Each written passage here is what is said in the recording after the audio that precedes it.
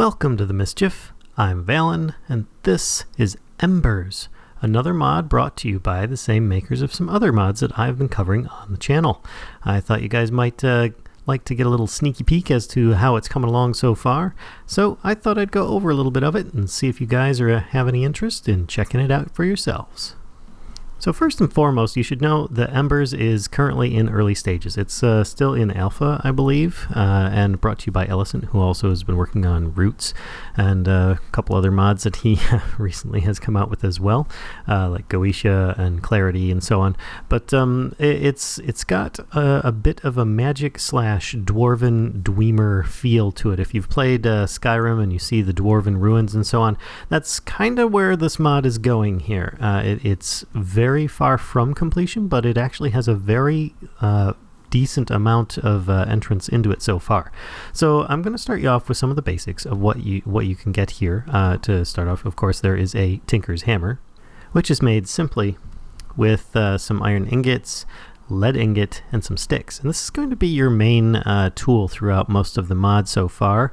Now, there is plenty more still to come, more magics and stuff, but this is more like a base technology with its own fuel source involved. And as you notice, I had said a lead ingot. Well, let's get into the different types here. We, of course, have copper, lead, silver, and then there's a craftable one, Dawn Stone, which is not currently available to... you don't find it in the world. You have to craft it with a mixture of different materials. And, of course, there are the different ingots, which you smelt as you would normal other ingots like iron and gold and such. But then there are... and for those that aren't familiar, there are nuggets as well, which is just an ingot broken down. But there are plates. Now, in this mod, a plate is a little bit different. It is made with 4 copper ingots and a tinker hammer. Now, there are shortcuts to this. If you use other mods installed as well with modded Minecraft, then therefore you will be able to take shortcuts.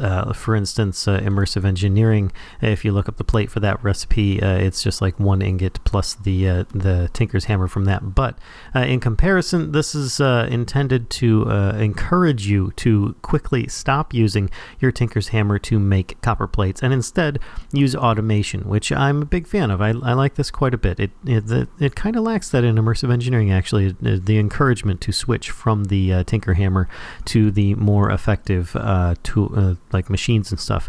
So that was a nice touch. But then moving on from that, we also have gravel and bone meal will make you Caminite blend, which then you can smelt into ingots and turn it into plates, which then you can also take your Caminite to turn into plates, which this is a raw one, so it's just 4 Caminite blends, and then you smelt that up and get yourself a plate.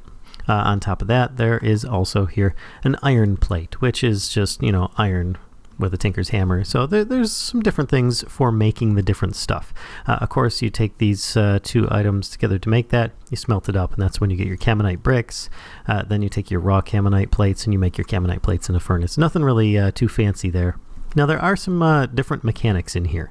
There are like item pipes and fluid ducts and things like that, but they're not necessarily going to be called that in this case. So to start with, let's go with the items, which is an item pump and an item pipe. Yes, they are actually called, as I said, that they probably wouldn't be, but hey, I mean, an item pump is basically 1 block, and it's a little bit thicker than the item pipes, which, are just like this. Now, the recipes for these is lead ingot plus a lead plate for the pipe, and the pump is going to be 2 pipes plus 2 redstone and a Caminite plate. And you get 1 of the pump, whereas you get 8 of the pipes. So your materials can go quite far. And of course, by placing these down individually, it's difficult to tell them apart. I mean, 1 block has kind of like a brown square around it, but as soon as you connect them together, you tend to notice which one is the pump and which one is the pipe. It gets a little confusing if it's in a compact area, but it's not too bad. Now, something you should know is that the item pump does not work unless a redstone signal is applied. Thus, a lever is extremely key to almost everything in this mod. Now, you can use other means for it, but a lever is most common, and it actually has this little part that comes out to it to connect to it. Now, looking in here, I have a bunch of ember crystals. Actually, I had a lever already in there. There's nothing in this chest. There's nothing in this chest. And item pumps will only pull from an inventory. So in this case, it's only going to pull things from this inventory, and then it will randomly distribute to the others. So you saw that there's nothing in this chest, nothing in here. I turn this on. The ember crystals go very rapidly through the system, and they apply somewhat randomly into the other chests. You can see here it's still currently filling into each of those. Obviously, this one is a little further away. Now, if I were to take two chests together and put an item pipe between them, flick the lever, then with that, what would happen is items would be pulled from the chests, and they would just hover inside the pump. You break the pump and the items fall on the ground. So you'll want to be a little careful with that. If you break the pipes while they're transferring product, you might actually find the product in the pipes. So it's potential for items that you might think have disappeared are actually en route. Now, a slight difference to that is going to be the fluid versions, and that is the let's see here, I'm going to grab there we go, iron pipe and a mechanical pump, which look very similar to the item versions that I have up above that are like the purple and the darker brown. And you've got the iron color and the lighter brown, very similar, and they function in pretty much the same way. They only pull from inventories with the pump.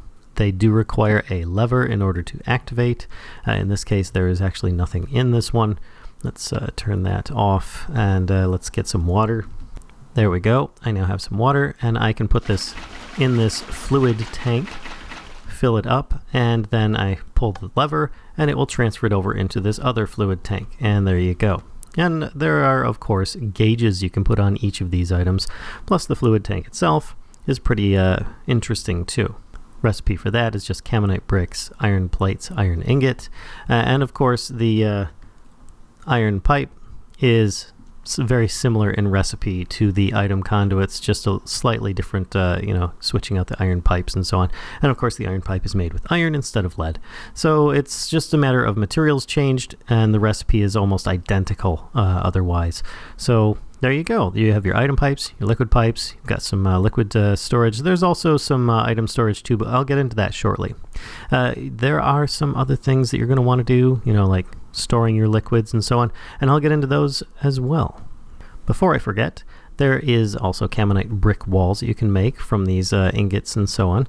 For instance, the recipe is Camonite bricks, which is made just from Camonite bricks themselves. I guess they're not really ingots, they're bricks. And you stack them together and they work just like a regular fence or wall. Then you've got your stairs and your blocks, and you can use them to make things like your reservoir, which the recipe for this is, some stairs plus a fluid tank, iron ingots. It's not too bad. I mean, it's just a little bit of smelting up and some processes. You put it down on the ground, and it turns into a multi-block structure. Let me stack a few so you can see. And with this, there actually is the input/output underneath, and it will allow fluids in and out via that route. Now, this is incomplete.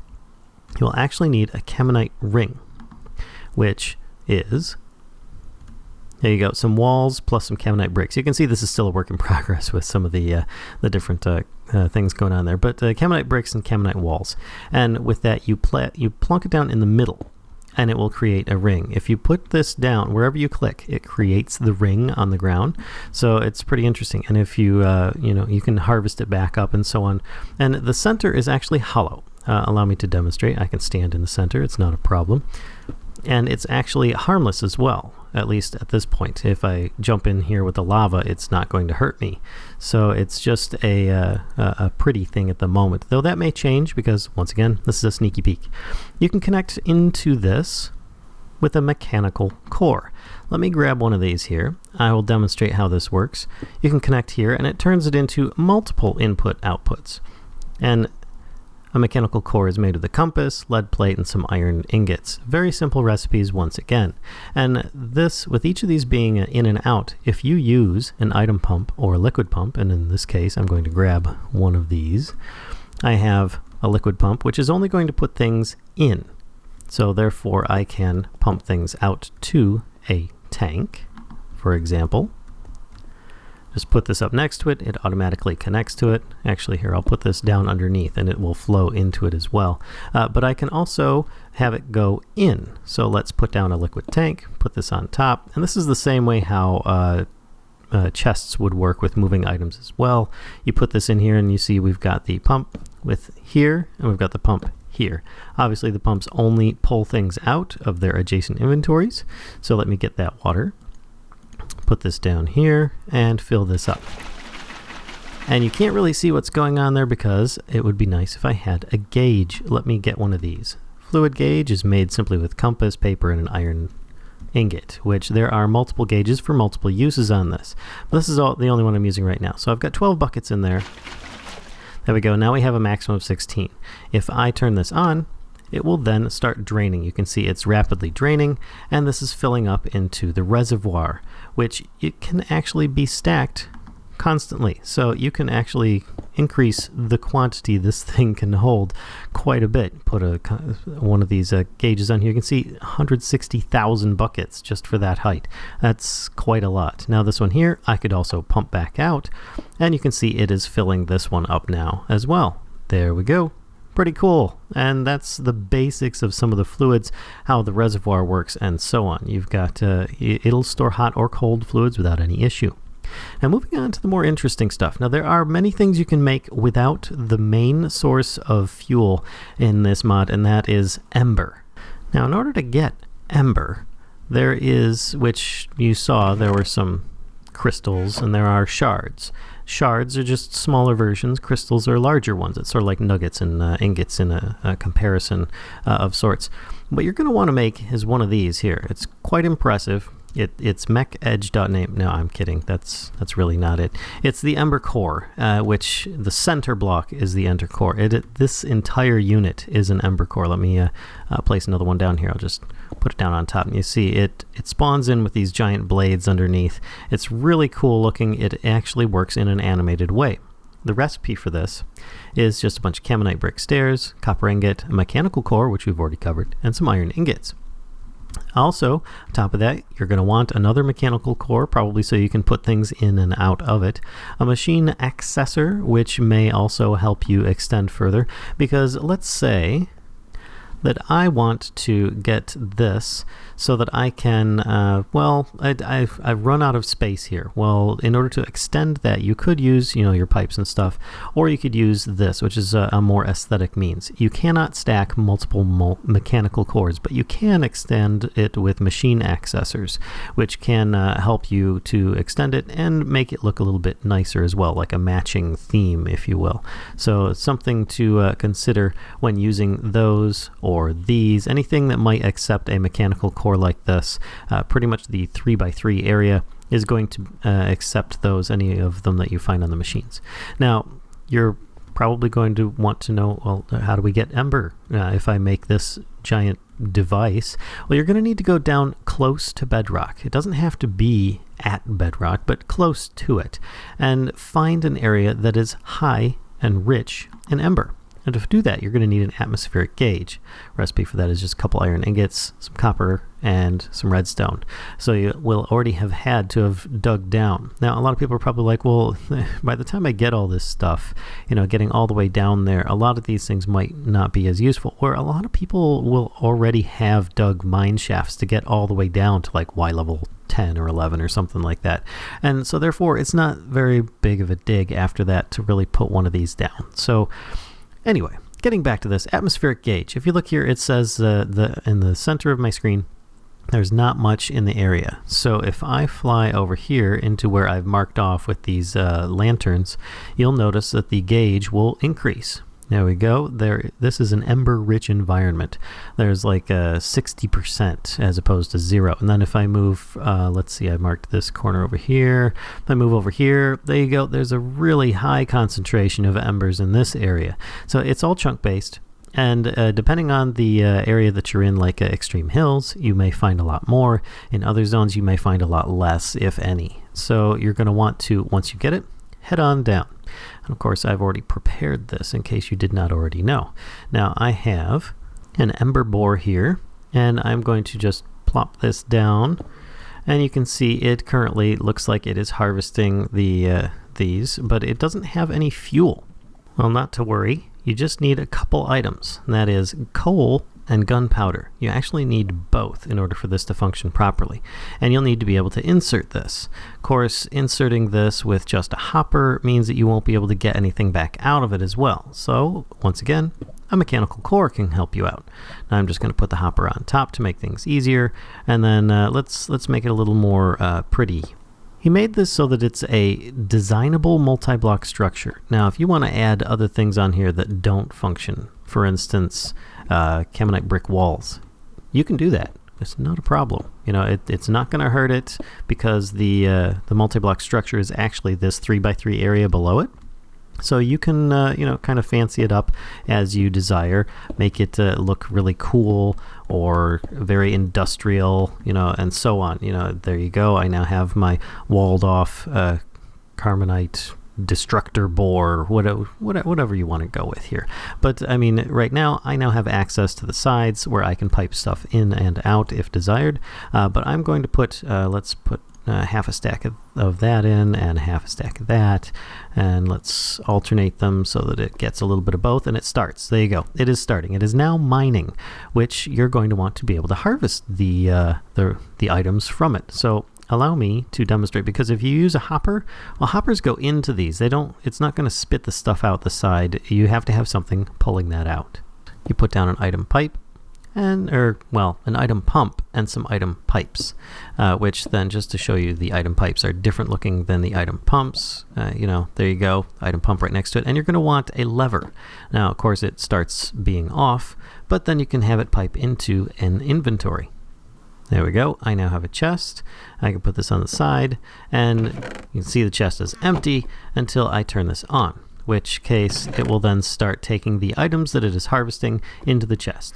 Now, from my understanding, Ember is finite, so you will have to move this setup in time. And there are ways of moving this around and using it in different ways as well. But for now, I mean, this is just your basic setup. You're going to want to get the Ember shards and Ember crystals from these setups and turn them into even more wonderful things. So let's get on to the meat and potatoes of this mod. Now that you're able to harvest Ember, you can then start turning it into, or Ember shards rather, and Ember crystals, start turning it into Embers. Now, there are ways of actually storing Ember as well as, creating it. First and foremost, it's a solid material that you currently have. So you're going to want to create an Ember activator. Which, let's grab one of these here. Recipe is just some copper ingots and some iron plates and a furnace. Basically, this will melt down the Ember crystals and turn them into, Ember, which is kind of like this floating, fiery material that I will be showing shortly here. You're also going to want to be able to create Ember emitters, which is copper ingots, Camonite plates, and iron plates, as well as Ember receptors, which is iron ingots, copper ingots, and Camonite plates. And then, of course, which is just going to be really darn handy, and that's an Ember gauge, which is just compass, paper, and copper. You're noticing a theme now. We're starting to get into the copper items and away from the Camonite. Now, with this, we have the Ember activator. You place it down. You see here there's a gauge on the outside. I'm just going to move that so you can see. Put the gauge down, Ember activator, you place it. It's a very simple, straight up machine. The top will deliver Ember. The bottom will insert the Ember or the Ember crystals into a furnace-like device. So you want to input Ember shards and crystals into the bottom, and then it will output Ember magic stuff out of the top, which will then be emitted with an emitter. But of course, as usual, you have to have a lever, and it can be received at other machines with a receptor. So with this, let's I've got a bunch in here. Turn the lever on. You see it's instantly inserting in here, and it starts to heat up in the top. and this is already Ember is being created. And you can see here it says 13,300 out of 16,000. It is currently got a whole lot stored in there. It doesn't take very long at all. It's pretty instantaneous at this point. Now, there are other ways of getting it in there. You could use a chest with a hopper and stuff to insert it as well, but you might as well stick with the mod because it just looks really cool, and that was the whole point, right? So with this, you can take an emitter, put it on the side of the Ember area, not the bottom. That's the inputs. This is the outputs. So you put this on the side, and this will deliver items when given a redstone signal to receptors that are attached to other things. Now here we have a copper cell. Copper cell is a battery. So you've got a block of copper, some iron nugget or iron, and some camonite bricks. It doesn't store a lot. I mean, let's grab. Oh, I've got a gauge on top here. It stores 24,000 ember, which is different from ember crystals and shards. That it's kind of like the magicified, liquefied, I don't know, gaseous form of it. There you go. It's a gaseous form in my mind. And this is one way of storing it. There are others that I'll get into shortly. But currently, if I want to deliver this into a storage device like this copper cell, which is a battery, then I basically have to put on here an ember emitter. So let me just break this and I'll show you. You put this on the side. You put a receptor on the side of this, which is where it's going to receive it. You start off with your Tinker's Hammer, and before you go with the emitter, you should start with the receptor. I just found it to respond better. Start here with a shift right click, and here with a shift right click. And therefore they are now connected. Now, in order to have it actually do anything, remember, redstone signal, turn it, and there you go. It is now, let's turn that off, it is now shooting gaseous ember into this cell, which is now storing ember. There you go. Pretty cool. And you can keep that pretty indefinitely, assuming that you don't destroy the block or whatever. Now, you can use this for multiple things. Ember is another fuel source, so think of it like RF or coal or whatever. You could use it to define it, but this is this mod's main energy source.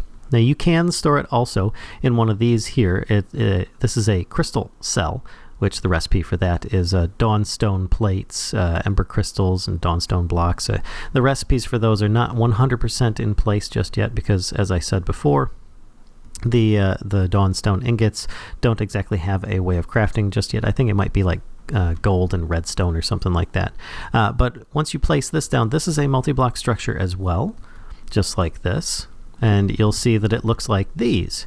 Now, you'll notice that one has a much bigger crystal on top. These can be upgraded. These are basically really big battery packs that can have a mechanical core attached to them. You can also hook on there your receptors and your emitters and stuff, so you can transfer energy from and to these, put your gauges on them. The mechanical cores are kind of necessary for putting on any kind of functionality on these things. Now, if you insert in here, I have ember shards and so on. Allow me to actually get a bunch more. I'm going to get like a couple stacks of these. And you'll notice that the crystal on top is very small, and it is reading 64,000 ember. This one here has had a lot already inserted into it of ember, and you can see it's already got almost 25,000 ember at it. The crystal is still small. Well, in order to increase the storage capacity of this, it's an expandable battery. It's pretty interesting, actually. You insert and sacrifice ember crystal or ember shards. By doing so, it then starts feeding it, and it will start increasing its size. You look on here and you can see that the overall size of the battery is increasing because of the sacrifice of these ember shards and crystals. So you can actually upgrade your battery by just adding more of the material used to make the power. So this is really interesting mechanic. I like this a lot. It prevents you from having to make multiple items. Instead, you're just sacrificing some of the fuel for it. And you can now see it is this very large crystal effect that's kind of hovering in place.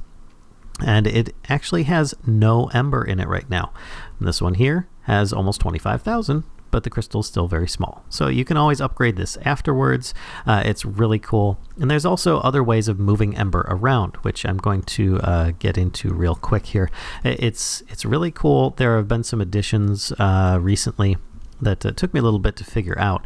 But for instance, I have here one of those activators that like melts up ember crystals and shards, and it will then transfer them to other locations. Well, there are other things like the Ember Relay. It's just some copper ingots and an iron plate. Very simple. It doesn't actually transmit any energy into any blocks. It is only there to help bridge gaps and distances and give direction in case you have a bunch of items in the way. For instance, if you have a lot of these emitters shooting in one direction, then they may get blocked by something and catch on a different receptor that you did not want it to get stuck on or something. But let's say I want to get that over here to this copper cell, which is a battery. Don't forget that. Well, you need a receptor on there so that it will receive the energy, and then you have your emitter here. Well, I currently have hooked it up so that, here, let me flick it, and you can see it is directing these with emitters. Well, emitters, or not emitters, with the relays. Relays act as both an emitter and a receptor. There we go. And so currently, this is not going to do anything because it's not hooked up to anything. So if I were to, actually, let me start over here at the receptor. It's always better to start at the receptor. And then shift right click. And that should try and do a straight line. There we go, straight line to the battery cell. Now, if I want, I could change that up a bit by shift right click, and then I right click, then shift right click, shift right click, right click. So you can see just by shift right clicking, it acts like a receptor. Right clicking, it acts like an emitter, and therefore it will, whoops, I just did that a little bit wrong there. I think I've got it set up now. Let's try it. There we go. Yep, looks like I've got it going to each and every one as it should. So there you go. Pretty neat stuff. I like how those work really well. Now, there are other things too. There's a splitter here, a beam splitter. Recipe for that is dawnstone, copper ingots, iron ingot, and an iron plate. Once again, dawnstone not quite implemented just yet for the crafting recipe. But I mean, this is a work in progress mod. And currently, this is a way of, well, let's turn this on and I will show you. Splitting your energy. So the problem, this is not going to transport anything to the splitter because it has a little internal buffer. If I look at the gauge, it actually says it has 400. So I've got to make those transport first. And I've got those hooked up so that they actually go to different locations. So it's splitting 50% to two different areas. So currently here, this emitter is transporting to the receptor underneath, and then it has both emitters on it going out to two different receptors. So you could actually power this and that if you so desired. So allow me to just shut this off for now. There we go. And we'll move on to some other items. Now, there is, of course, this here. Looks like a giant barbecue. That's really what it is. It's a hearth coil. Hearth coil is very unique. It's got copper plates, block of copper, iron ingots, and a mechanical core. Now, it, of course, is, as you see here, a 3x3 area, as most of the multi-blocks around this are. And it will, well, for those that are familiar with IC2, no, don't freak out. It's not going to explode or anything like that. But if you leave on a certain machine, like a generator that will, not power things, but cook things like a furnace, the longer it's on, the better it functions, the faster it works, the more efficient it runs. That's how this works. So this is good for mass production of materials or foods or whatever you want to, well, smelt. And it does not have an ore doubling mechanic, but it's still pretty interesting nonetheless. Now with this, I also have an item dropper, which is just an iron pipe, couple iron ingots, which is really easy to make because it's just iron. You don't need anything really in this mod except for an iron plate in order to make one of these things. So now I have it hooked up to a hopper just so that I can have it, internal storage and drop it out a little slower than what it was, and so I could shut it off because it does not respond to a redstone signal. It just is on or off. but I wanted to be able to turn it off up there. Currently that is on, so it is giving a redstone signal to turn it off. Now in here I have a bunch of chicken and potatoes, and if I turn this on, you'll see that it quickly throws everything up there. And everything is pouring into the item hopper, which is a little slower, and that's what I wanted anyway. But I wanted it to be, a little slow to do so. You can see I turn it on, and it instantly drops things straight down in a 1x1 fashion. Now, of course, you could, with a hopper, you could turn on some kind of pulse or something if you want to control how fast it puts on here. But currently, it's not working. Reason being, it is going to need Ember, just like everything else does. And once you start it up, it's a very faint red glow that goes on there. Now, it will only cook one item at a time. So if you have multiple stacks like this, it's not going to cook a whole stack of, everything that's on there all at once. It will only cook, one item at a time. And if you have something down here hooked up, like an item pump, going to a pipe, you'll start seeing things being piped out over time. And so as it gets through the stuff, it will pipe them out. Now, if I walk up there, I will pick the stuff up. So I'm not going to do it because that's just going to be annoying. But at least this way you'll be able to see, that it will eventually over time do so. And I put a stack of each of these on here. I accidentally picked up a couple of those, but it does not do or doubling or anything. That is something else. But the longer this is on, the better and more efficient it is. The less ember it uses, and the faster it cooks things. I think in the end, after like 5 minutes of being on, it will cook an item every second. So you could pretty much have a stack in a minute. It's more or less. So it can be really, really cool. For now, I'm just going to shut it off, let it finish its cooking of whatever's left in its current buffer, which I don't have a ember gauge. There we go. That's what I was looking for. Put one of these on here, and you can see that it's rapidly draining the ember that's in there. But let's move on to other items here. We have here a melter. We're going to need a lot of items for the next part. And this is where a little bit of automation and kind of assembly line stuff happens. A melter is more or less your ore doubling mechanic at its beginning. There are several machines involved in actually accomplishing this. It is made simply with some carbonite bricks, carbonite plate, copper ingot furnace, and some iron ingots. Then, of course, we've got the fluid gauge already, the fluid tank I've introduced you to, the stamp base. This here is just some iron ingots, bucket, carbonite bricks, nothing too expensive. Like I said before, you can actually get into all this stuff earlier, but you're going to need ember in order to power it. Now, a stamper recipe for that is just carbonite bricks, copper ingot, block of iron. Of course, you will need mechanical pump for the fluids and an iron pipe for the fluids. A bin, I do recommend that you use these because you're going to have troubles otherwise. But iron ingot, iron plate, and I'll explain what all this stuff does in just a moment. Item gauge, of course, is going to be used primarily for the bin, but you can use it on things like chests. It's going to be compass, paper, and a lead ingot. And to give an example, there's nothing in this chest. I can put it on top, and you can see it doesn't really work as well as one would hope because it kind of goes all the way down off the screen. But something like a bin, which let me grab one of these here. You put it down, and you'll see that, it then one slot, because that's all bins are. They are just a single item you can put in there, and it will store the items. Once you put a whole stack or so of them in there, it can make a really cool display of whatever items you put in. But that, besides the aesthetics of this, because a lot of this mod is very pretty, you can actually use it in a very practical manner, and you may need to do so, in fact.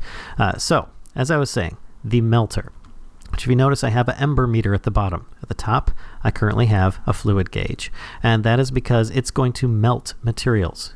In the chest up here, I don't have anything, so let me get a whole bunch of lead. We're going to put that in top. It instantly is dropping it down due to this item dropper, which I can then shut off if I want, and it is being fed ember. If you notice here, I have the receptor down at the bottom, and it is melting these over time. As it progresses, you can see the ember is currently being used. It will then feed the items into a fluid tank, which I have hooked up with an item pipe and a mechanical pump and an iron pipe. Excuse me. I can shut that off as well and just let that start building up some lead inside. And this is currently also being pumped back out because that's just a storage facility. You could have it go directly to the next part if you want. A stamp base and a stamper.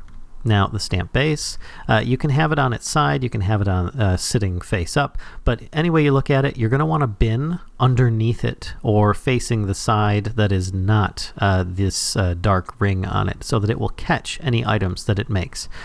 Or, if you don't have one of these available, for instance, it is currently stacking lead ingots. If you don't have one of those available, then when these things start functioning, you'll probably have a better chance of catching things with, like, for instance here, a bin underneath, because they're going to stamp together and create the items. So let's turn this back on. It should start having the, whoops, turn that back off. There we go. It should start stamping items, and you'll see here it will stamp them into the world. So this is why, you know, having bins here is going to be okay, but you're going to want to, you know, prevent and try and control where they land a bit. You know, so you can see it's just kind of floating in the air. So it can be rather annoying. If you put this at the back, it will instantly take any that it currently has and will go back there. Now, if this wasn't filled with copper ingots, we'd probably have better luck here with catching them in the bin. Let's see if it actually does it. Yeah, oh no, they're going behind still. So yeah, some of them are going in, some of them aren't. So you could just catch them, but I recommend just putting that underneath, and then you can always pipe these out with item pumps and the like. Now, if you put an item gauge on the side here, you can see slot 0, 2 times lead ingots, 3 times lead ingots, and it is currently pumping these out. Now, something I did not show you is that there is on this here, on the stamper, there is a little like template.